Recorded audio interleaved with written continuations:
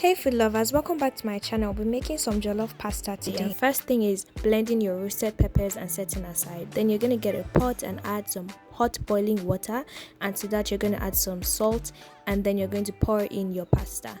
You want to make sure that the water was already hot and boiling. You don't want to use cold water. And then you're going to mix this together, cover it to cook, and then to a clean pot you're going to add some oil and some minced chicken, and then you're going to stir this together, let it fry. While it's frying, you're going to season it. I'm going to use some salt, and then I'm going to use some chili flakes and also some chicken seasoning.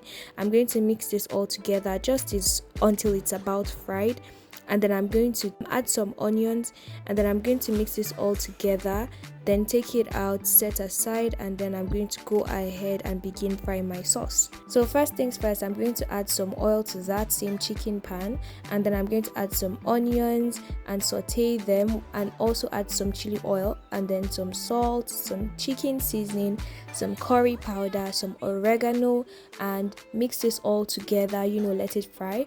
I'm going to link the chili oil recipe in the description box for you. Then I added some frozen basil leaves. You can use fresh one, I just like the flavor. And then I went ahead to add in my blended roasted tomatoes that we kept aside earlier in the beginning, and I also added some tomato paste. Give it a good stir, cover it up, and let this fry for about let's say 10 to 15 minutes, stirring occasionally.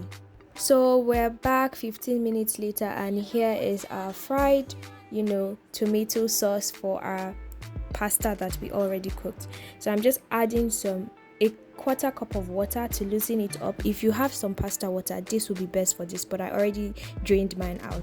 Guys, always save your pasta water. And then I'm going to go ahead and pour in my already cooked pasta and mix this all together until everything is perfectly combined.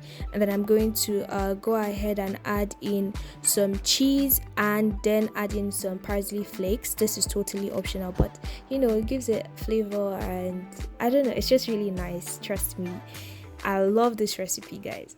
And then I'm going to go ahead and add in the chicken that we fried earlier, and that's it. Your jollof pasta is ready. You can have it like this, or you can go ahead and make it into a mac and cheese bake. I have a video for that, and I'm going to leave the link so that you can make yours as well. Thank you for watching. Bye.